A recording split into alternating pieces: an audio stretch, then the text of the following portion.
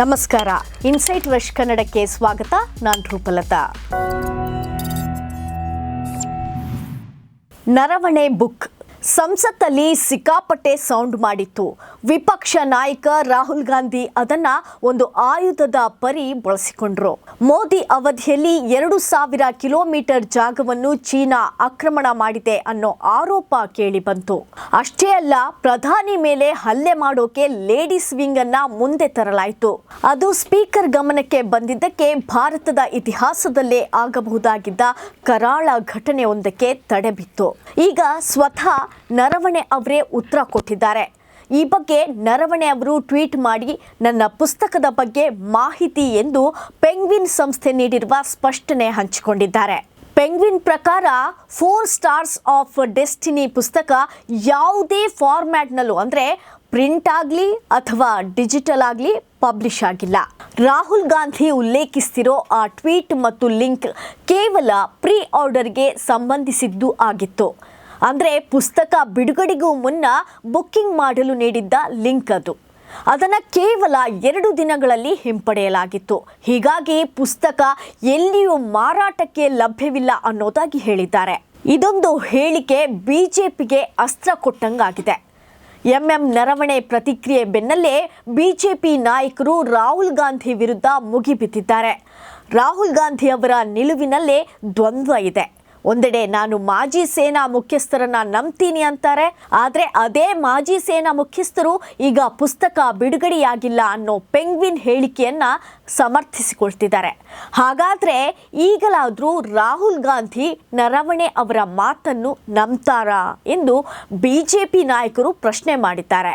ಅಲ್ಲದೆ ಬಿಡುಗಡೆಯೇ ಆಗದ, ಪ್ರಿಂಟ್ ಆಗದ, ಅನುಮತಿ ಸಿಗದ ಪುಸ್ತಕದ ತುಣುಕುಗಳನ್ನು ಸಂಸತ್ತಿನಲ್ಲಿ ಪ್ರಸ್ತಾಪ ಮಾಡಿದ್ದು ತಪ್ಪು.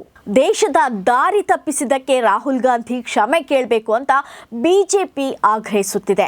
ಲೋಕಸಭೆಯಲ್ಲಿ ರಾಹುಲ್ ಗಾಂಧಿ ಪುಸ್ತಕ ಪ್ರದರ್ಶಿಸಿದಾಗ ರಕ್ಷಣಾ ಸಚಿವ ರಾಜನಾಥ್ ಸಿಂಗ್ ಮತ್ತು ಗೃಹ ಸಚಿವ ಅಮಿತ್ ಶಾ ಕೂಡ ತೀವ್ರ ಆಕ್ಷೇಪ ವ್ಯಕ್ತಪಡಿಸಿದ್ರು. ಅಧಿಕೃತವಾಗಿ ಪ್ರಕಟವಾಗದ ಪುಸ್ತಕದ ಉಲ್ಲೇಖವನ್ನ ಸಂಸತ್ತಿನಲ್ಲಿ ಮಾಡೋದು ನಿಯಮ ಬಾಹಿರ ಮತ್ತು ರಾಷ್ಟ್ರದ ಹಿತಾಸಕ್ತಿಗೆ ಧಕ್ಕೆ ತರುವಂಥದ್ದು ಅನ್ನೋದು ಬಿಜೆಪಿ ನಾಯಕರ ವಾದವಾಗಿತ್ತು. ಅದಕ್ಕೆ ಈಗ ನರವಣೆ ಅವರ ರೆಸ್ಪಾನ್ಸ್ ಅಸ್ತ್ರವನ್ನು ನೀಡಿದೆ. ಸಂಸತ್ತಿನ ಬೇಸಿಕ್ ತಿಳಿದುಕೊಂಡು ಅಲ್ಲಿ ಬಲಗಾಲಿಟ್ರೆ ಒಳ್ಳೆಯದು. ಪ್ರಿಂಟ್ ಆಗದ ಪುಸ್ತಕದ ಬಗ್ಗೆ ಮಾತನಾಡೋದು ಸರಿಯಲ್ಲ. ಅದಕ್ಕೆ ಯಾವುದೇ ಕಿಮ್ಮತ್ತಿರೋದಿಲ್ಲ.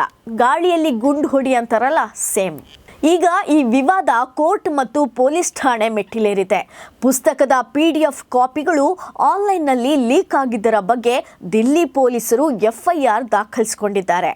ಪೆಂಗ್ವಿನ್ ಸಂಸ್ಥೆ ಕೂಡ ಅನಧಿಕೃತವಾಗಿ ಪುಸ್ತಕವನ್ನು ಹಂಚೋದು ಕಾಪಿರೈಟ್ ಉಲ್ಲಂಘನೆ ಅಂತ ವಾರ್ನಿಂಗ್ ಕೊಟ್ಟಿದೆ. ಇನ್ನೊಂದು ಇಂಟ್ರೆಸ್ಟಿಂಗ್ ವಿಚಾರ ಅಂದರೆ ಈ ಪುಸ್ತಕದ ಹಸ್ತಪ್ರತಿ ಇನ್ನೂ ರಕ್ಷಣಾ ಸಚಿವಾಲಯದ ಅನುಮತಿಗಾಗಿ ಕಾಯ್ತಿದೆ. ಈ ಮಧ್ಯ ರಾಹುಲ್ ಹೇಳ್ತಾರೆ, ಭಾರತದಿಂದ ಚೀನಾ ಭೂಮಿಯನ್ನು ಕಸಿದುಕೊಂಡಿದೆ ಅಂತ. ರಾಹುಲ್ ಗಾಂಧಿ ಅವರನ್ನ ನೋಡ್ತಾ ಇದ್ರೆ 2 ವಿಚಾರಗಳು ತಲೆಗೆ ಬರುತ್ತೆ. ಹೇಗಾದ್ರೂ ಮಾಡಿ ಮೋದಿ ಸರ್ಕಾರದ ವಿರುದ್ಧ ತಿರುಗಿ ಬೀಳಬೇಕು ಅನ್ನೋ ಏಕೈಕ ಆಸೆ. ಲಾಜಿಕ್ ಇದೆಯಾ ಅಥವಾ ಇಲ್ವಾ? ವಿಚಾರಗಳು ಮೋದಿ ಸರ್ಕಾರದ ಎದುರಿದ್ರೆ ಸಾಕು, ನಾನು ಅದರ ಪರವಾಗಿ ಅನ್ನೋ ಥರ ಇದೆ. ಇದು ಅವರ ಇತ್ತೀಚಿನ ಅಂತ ಹೇಳಿದ್ರೆ ಇವತ್ತಿನ ರಾಜಕೀಯಕ್ಕೆ ಒಳ್ಳೆಯದು ಅನಿಸ್ಬೋದು. ಬಟ್ ಕೇಂದ್ರದಲ್ಲಿ ಸೀಟ್ ಪಡೆಯೋಕೆ ಆಗೋದಿಲ್ಲ. ಅದಕ್ಕೆ ಬೇಕಾಗಿರೋ ಜಾಗೃತಿ ಬೇರೆ ಹಂತದಲ್ಲಿದೆ. ಜನರು ನೋಡೋದು, ನಿರೀಕ್ಷೆ ಮಾಡೋದು ಅದನ್ನೇ. ರಾಹುಲ್ ಬಾಬಾ ಅಲಿಯಾಸ್ ಜಿಲೇಬಿ ಬಾಬಾ ಅವರು ಸಾಕಷ್ಟು ಕಲಿಯೋದಿದೆ. ನೀವು ರಾಷ್ಟ್ರ ನೇತಾರ ಆಗಬೇಕು ಅಂದರೆ ಮೊದಲು ರಾಷ್ಟ್ರಭಕ್ತಿ ಬೆಳೆಸ್ಕೊಳ್ಳಿ. ಇದು ತುಂಬಾ ಮುಖ್ಯ. ಇನ್ನೊಂದು ಕಡೆ ಕೂತು ನಮ್ಮ ಮನೆಯ ಹುಳುಕ್ ಬಗ್ಗೆ ಮಾತನಾಡೋದು ಬಿಡಿ. ಇಲ್ಲಿಯ ವ್ಯವಸ್ಥೆ ಬಗ್ಗೆ ಸುಳ್ಳು ಕಥೆ ಕಟ್ಟೋದು ಬಿಡಿ. ಮೇಲಾಗಿ ವಿಪಕ್ಷ ನಾಯಕ ಆಗಿ ಆಡಳಿತ ಪಕ್ಷದ ವಿಫಲತೆ ಹೆಕ್ಕಿ ತೆಗೆದು ಜನರ ಮುಂದೆ ಇಡಬೇಕು. ನೀವು ಆಗಲೇ ಅಲ್ವೇ ಜನರಿಗೆ ಮೋದಿ ಆದಮೇಲೆ ನಿಮಗೊಂದು ಅವಕಾಶ ಕೊಡಬೇಕು ಅಂತ ಅನಿಸೋದು. ಇದನ್ನೆಲ್ಲ ನಾವು ಹೇಳಿ ನೀವು ಕಲಿಯೋ ಸನ್ನಿವೇಶವೇ ದುರಂತ. ನಿಮ್ಮ ಅಜ್ಜಿ ಪ್ರಧಾನಿ, ನಿಮ್ಮ ತಂದೆ ಪ್ರಧಾನಿ, ರಾಯಲ್ ಫ್ಯಾಮಿಲಿ ಒಳಗೆ ಹುಟ್ಟಿ ಚಾಯ್ವಾಲನನ್ನು ಸೋಲ್ಸೋಕೆ ಅಳ್ತಾ ಇದ್ದೀರಲ್ಲ ರಾಹುಲ್ ಸರ್, ಏನು ಹೇಳೋಣ ನಿಮಗೆ? ಹೇಳೋದೊಂದೇ, all the best. Naravane book work out ಆಗಲಿಲ್ಲ, ಮುಂದೆ ನಿಮ್ಮ ಪ್ಲ್ಯಾನ್? ಇದಾಗಿತ್ತು ಇವತ್ತಿನ ವಿಶೇಷ ವರದಿ. ನಾಳೆ ಮತ್ತೊಂದು ವಿಷಯದೊಂದಿಗೆ ನಾನು ನಿಮ್ಮನ್ನು ಭೇಟಿ ಮಾಡ್ತೀನಿ. ಅಲ್ಲಿವರೆಗೆ ನೋಡ್ತಾ ಇರಿ ಇನ್ಸೈಟ್ ರಶ್ ಕನ್ನಡ.